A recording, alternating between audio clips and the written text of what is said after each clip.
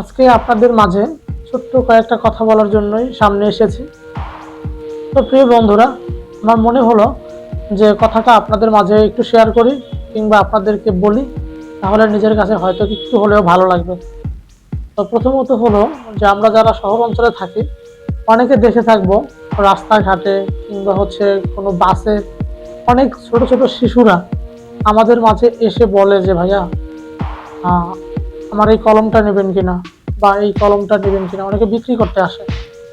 তো আসলে আমাদের কিন্তু একটা কলম বা একটা খাতা, ছোটখাটো যে বিষয়গুলো আছে, আমি ফুলের কথা নাই বললাম, কারণ অনেকে তো সবারই ফুল পছন্দ, কিন্তু আবার অনেকের পছন্দ না, বা অনেকে ফুলটা নিতে চায় না। তো কিন্তু যেহেতু খাতা কলম যে একটা বিষয় থাকে, সবারই কিনতে হয়। তো সেই পরিপ্রেক্ষিতে আমি বলতেছি যে অনেকে ছোট ভাইয়েরা, ছোট ছোট বাচ্চারা এসে বলে যে ভাইয়া, আমার এই কলমটা কি আপনি নিবেন, বা অনেকে দেখবেন যে কলম এসে সাধে, বা একটা খাতা নিতে বলে, একটা বই নিতে বলে। এটা কিন্তু আমাদের প্রয়োজন, আমাদের ব্যক্তিগত লাইফে এই সমস্ত জিনিসগুলো খুব প্রয়োজন। আমরা চোখ বন্ধ করে অনেক সময় বলি কি যে না ভাইয়া লাগবে না, কিন্তু আপনি কি ভেবে দেখছেন যে আপনি যখনই বলেন যে না ভাইয়া লাগবে না, আপনি কিন্তু ঠিকই বাস থেকে নামার পর, গাড়ি থেকে নামার পরে ওই খাতাটা বা কলমটা আপনি একটা স্টেশনারি দোকান থেকে কিন্তু ঠিকই আপনি কেনেন। কেনেন না? হ্যাঁ, কেনেন। তো আমার কথা হলো যে আমি যে দোকান থেকে এই কলমটা কিনলাম, দোকানের লাভ হলো এবং আপনার প্রয়োজনটা আপনি মিটালেন। যেমন আপনার একটা কলম প্রয়োজন, আপনি সেটা ক্রয় করলেন, আপনার কাজ শেষ। কিন্তু আপনি কি একটাবার ভেবে দেখছেন যে আসলে ওই কলমটা যদি ছোট্ট বাচ্চার থেকে আপনি কত, 5 টাকা 10 টাকা যদি 2টা কলম কিনতেন, তাহলে একসাথে কয়েকটা কাজ হইতো। যেমন আপনার যেমন প্রয়োজনটা মিটাতো, ঠিক তেমনি ভাবে ওই বাচ্চাটার ওই কলমটা বিক্রি করে হয়তো সারাদিনের একটা ডাল ভাত খাওয়ার জন্য কিছু টাকা দিত।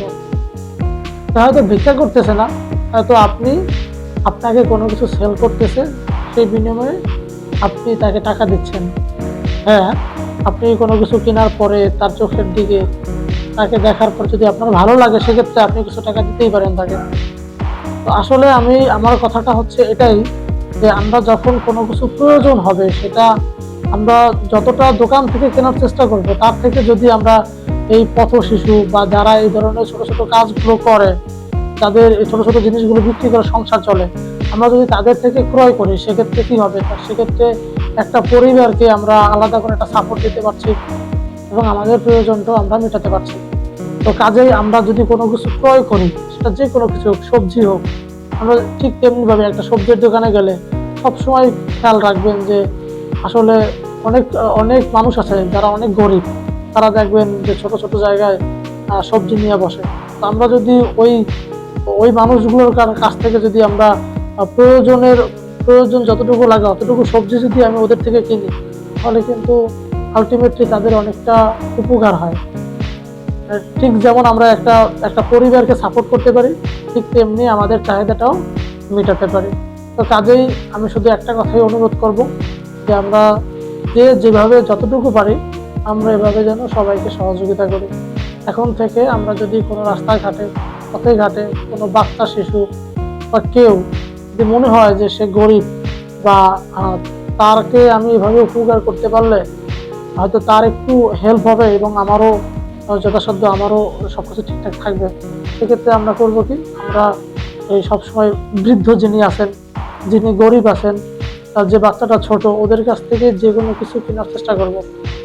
তাহলে সবাই তো ওই নামি দামি দোকানে যায়, রেস্টুরেন্টে যায়, এটা কেনে ওটা কেনে, কিন্তু আমরা যদি আসলে এই ছোট্ট ছোট্ট কাজের মধ্য দিয়ে সবার পাশে দাঁড়াতে পারি, তাহলে আমার মনে হয় যে আমরা আসলে যেমন সমাজের আমরা উপকারে আসব, ঠিক তেমনি ভাবে আমাদের জীবনটাও ছোট ছোট হেল্পের মাধ্যমে, ছোট ছোট কিছু কিছু মানুষদেরকে সহযোগিতার মাধ্যমে নিজের মনেও একটা প্রশান্তি এনে দিবে।